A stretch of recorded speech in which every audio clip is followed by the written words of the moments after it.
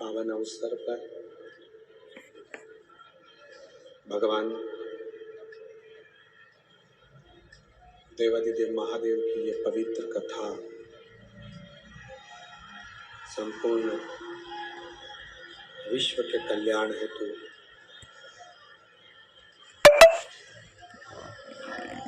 नागपुर नगर के इस पवित्र क्षेत्र में भगवान शिव की पवित्र पुण्यमय भूमि पर आप और हम शिव महापुराण की कथा को श्रवण करने के लिए बैठे हैं। कथा के मुख्य यजमान श्री मोहन गोपाल राव जी मते, सो सविता मोहन जी मते, श्री मदन गोपाल राव मते, सो भारती मदन मते, श्री साहिल मदन मते। एक बार यजमान परिवार के लिए जोरदार ताली बजाकर स्वागत वंदन अभिनंदन, जिन्होंने इस पवित्र नवरात्रि के अवसर पर शिव महापुराण की कथा को आयोजित करवाया और संपूर्ण क्षेत्रवासियों को ये सौभाग्य कथा श्रवण करने का प्राप्त हुआ। आज कथा का विराम दिवस है।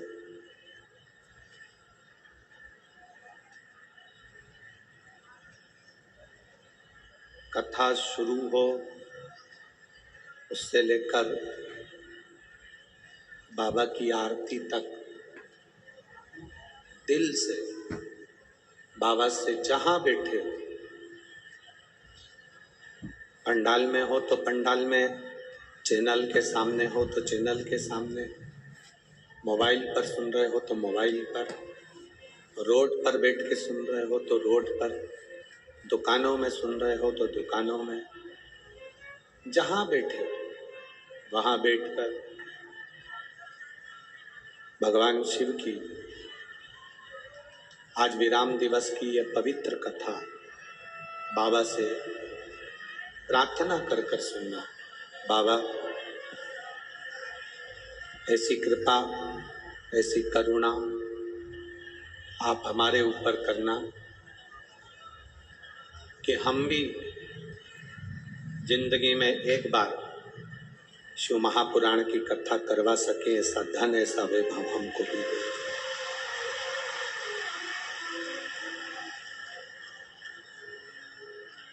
शिव कथा भगवान शंकर की जो कथा है विराम दिवस की,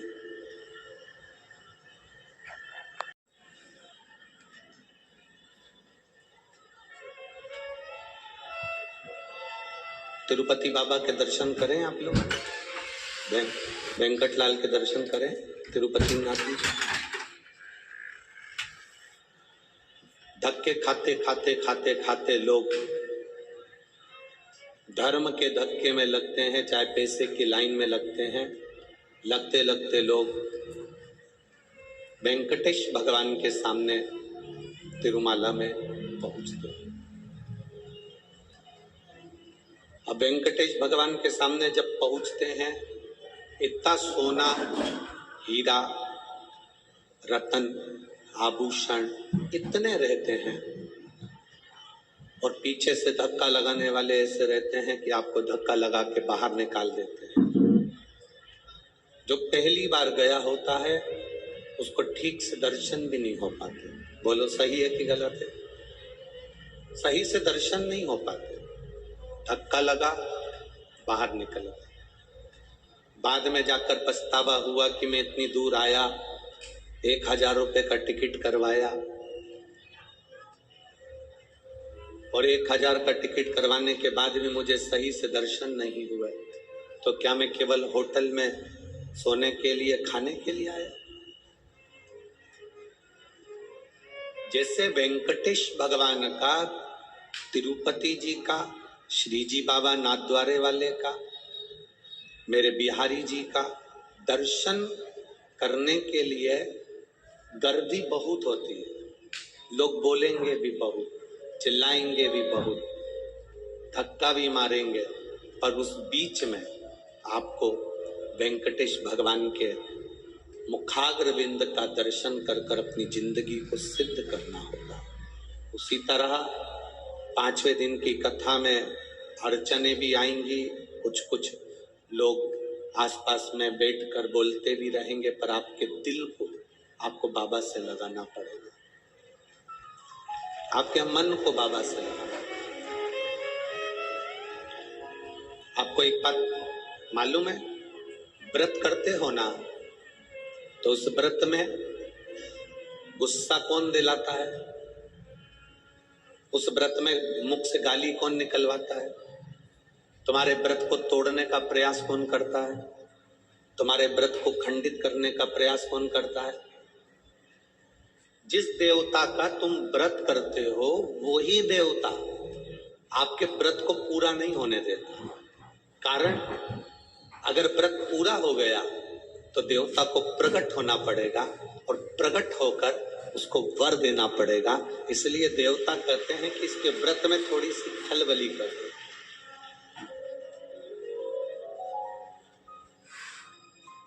इसके व्रत में थोड़ी सी अर्चन कर दो, तो क्या हो सकता है? इससे बढ़कर सुख और क्या हो सकता है?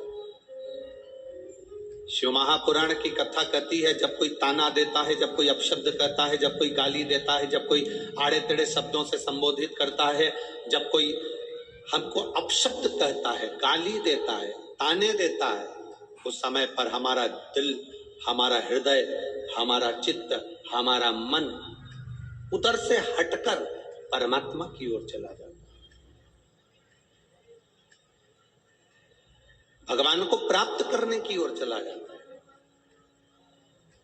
और कभी कभी जिंदगी में ऐसा भी समय आता है कि व्यक्ति अपने चक्कर में, अपने परिवार के सुख के लिए, अपने सुख के लिए, पत्नी, बच्चे, कुटुंब, परिवार के सुख के लिए, माता पिता, भाई बहन के सुख के लिए अपनी जिंदगी को भी नष्ट कर देगा। एक कथा आती है शिव महापुराण के अंदर, संजीवनी मंत्र की।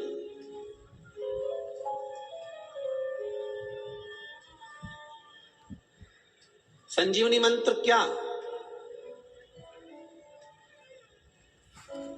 किसी के कान में अगर बोल दिया जाए तो वो मरता हुआ भी, मरा हुआ भी जीवित हो सकता है। वो संजीवनी मंत्र महादेव के पास में है।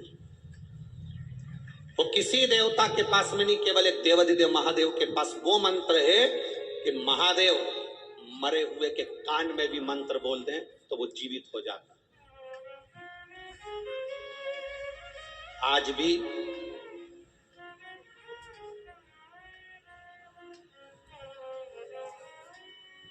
हिमाचल प्रदेश में एक शिवजी का मंदिर है।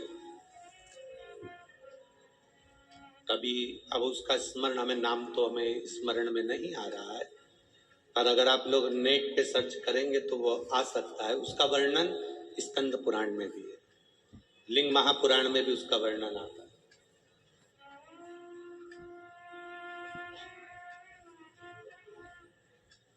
उसका वर्णन आता है लिंग पुराण के अंदर, उसका वर्णन आता है स्कंद पुराण के अंदर।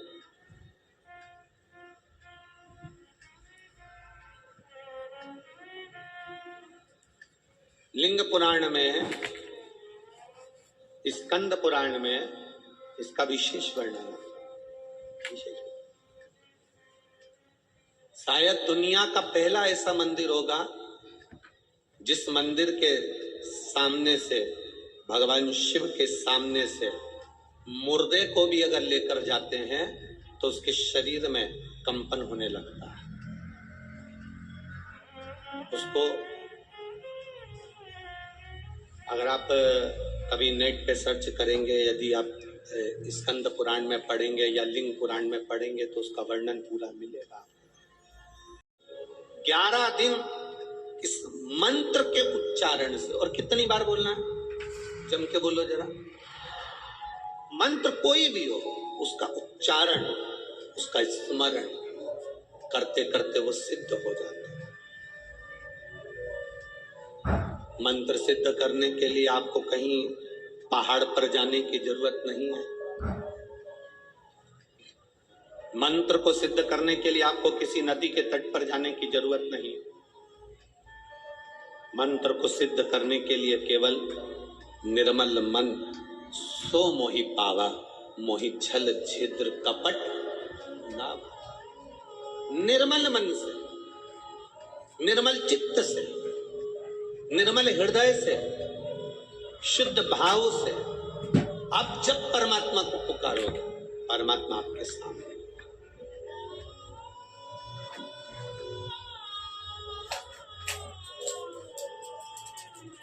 श्री शिवाय नमस्तुभ्यं, श्री शिवाय नमस्तुभ्यं। आप जप रहे हैं, स्मरण कर रहे हैं, सिद्ध हो।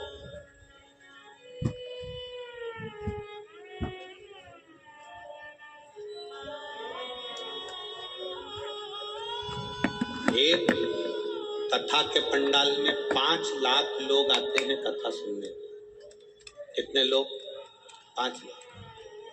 एक पंडाल की कैपेसिटी देखी जाती है, दूसरे पंडाल की कैपेसिटी देखी जाती है, तीसरे पंडाल की देखी जाती है, टेंट होन लगे हैं चारों तरफ, उनकी देखी जाती है। और उसके बाद जो दुकानों पर बैठे हैं, रोड पर बैठे हैं, ये धूप में बैठे हैं, गाड़ियों पर बैठे हैं, इन सब की, बिल्डिंगों पर बैठे हुए हैं, इन सब की कैपेसिटी अगर इनको गिना जाए तो 5-6 लाख लोग प्रतिदिन शिव महापुराण की कथा सुनने आते हैं। प्रतिदिन।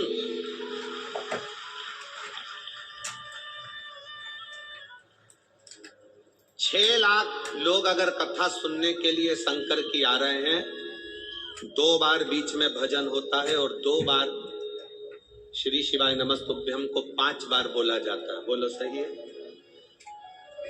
अब 1 बार भजन होने के बाद जब हम स्तुति करते हैं, 5 बार श्री शिवाय नमस्तुभ्यम बोलते हैं, 6 लाख लोग एक साथ 5 बार अगर मंत्र बोलेंगे तो कितना हो गया?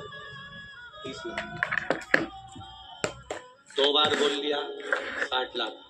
फिर बीच में कहीं श्री शिवाय नमस्तुभ्यम 1-2 बार मुख से निकल गया। ऐसा 1 से 1.25 करोड़ बार एक कथा में श्री शिवाय नमस्तुभ्यम निकलता है। शरीर में 3.5 करोड़ रोम है हमारे। ये पूरे शरीर में 3.5 करोड़ रोम छिद्र हैं। और हमारा शास्त्र कहता है 3.5 करोड़ रोम छिद्र। शास्त्र कहता है महीने में, 15 दिन में, 20 दिन में, 1 महीने में, 5 दिन में, 7 दिन में, 8 दिन में अगर 3.5 करोड़ बार भगवान का नाम मुख से निकल जाता है, या हम जहाँ बैठते हैं उस स्थान पर 3.5 करोड़ बार भगवान के नाम का उच्चारण हो जाता है, तो भगवान को वहां बैठे हुए जीव का कल्याण करना ही पड़ता है। अब लोग कहते हैं गुरुजी आखिर शिव महापुराण में आने वाले का कल्याण क्यों होता है? शिव महापुराण दूर दूर बैठ के लोग सुनते हैं, उसका फल क्या मिलता है? शिव महापुराण के पंडाल में पहुंचने पर जो धूल उड़ती है उसका प्रमाण क्या है? शिव महापुराण की कथा सुनकर लोग रज को अपने शरीर में लगाते हैं, उसका प्रमाण क्या है? उसका प्रमाण केवल यही है कि 3.5 करोड़ बार आप और हम सब मिलकर 5 दिन में, 7 दिन में, 8 दिन में इस कथा के अंदर भगवान को बोलते हैं, तो वो देव अधिदेव महादेव अपने को आकर आशीर्वाद प्रदान करता ही है। ये निश्चितता।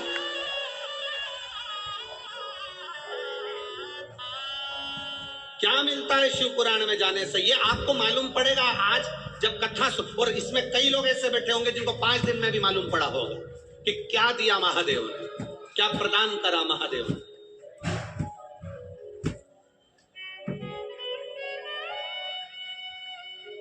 ये उसके भीतर का बल। संजीवनी मंत्र किसको नहीं चाहिए?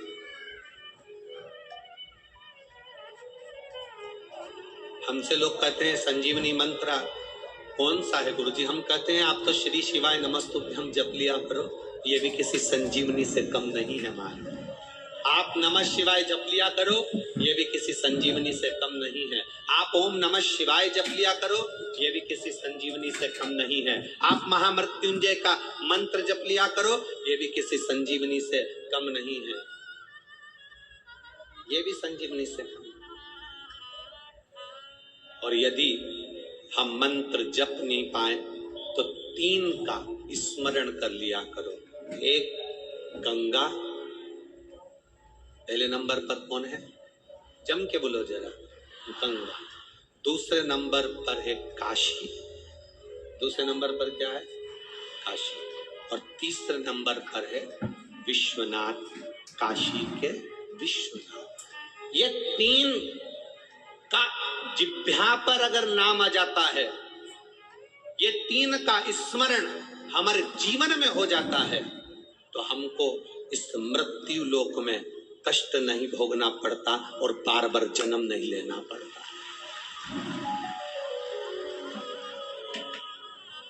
हमें बारंबार जन्म नहीं लेना है। संसार सागर में बार बार आने से मतलब क्या है? पर मत बुरे कर्म कर बंदे, वरना पछताएगा, भगवान की आंखों से दूर बच नहीं। संजीवनी मंत्र एक ऐसा मंत्र है जिस मंत्र को 33 कोटि देवताओं के पास में भी वो मंत्र नहीं है। किसी के पास वो मंत्र अगर है तो केवल मेरे देव अधिदेव महादेव, उसके सिवाय किसी के पास वो मंत्र। इसीलिए हमारे यहाँ बार बार कहा जाता है अकाल मृत्यु वो मरे जो काम करे चंडाल का, और काल उसका क्या बिगाड़े जो भक्त हो महा। जो शिव की आराधना करने वाला होता। शिव महापुराण का श्री शिवाय नमस्तुभ्यं, शिव महापुराण का महामृत्युंजय मंत्र,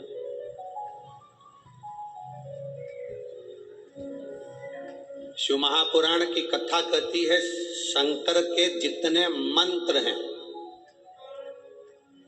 शिव के जितने मंत्र हैं,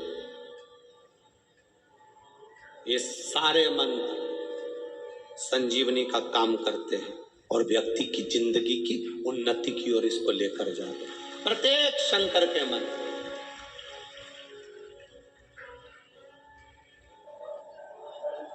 शिव का एक भी मंत्र कमजोर नहीं है, शंकर का एक भी मंत्र खाली नहीं जाता।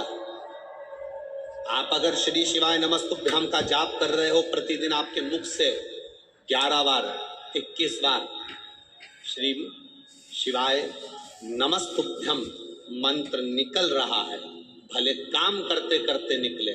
शास्त्र कहता है 1 वर्ष 11 दिन जिसके मुख से 11 बार प्रतिदिन श्री शिवाय नमस्तुभ्यं मंत्र का जाप निकलता है, वो मंत्र सिद्ध हो जाता है और उस मंत्र से वो अपने जीवन को सुखी कर सकता है। संजीवनी मंत्र एक ऐसा मंत्र है जिस मंत्र को 33 कोटि देवताओं के पास में भी वो मंत्र नहीं है। किसी के पास वो मंत्र अगर है तो केवल मेरे देव अधिदेव महादेव, उसके सिवाय किसी के पास वो मंत्र। इसीलिए हमारे यहाँ बार बार कहा जाता है अकाल मृत्यु वो मरे जो काम करे चंडाल का, और काल उसका क्या बिगाड़े जो भक्त हो महा। जो शिव की आराधना करने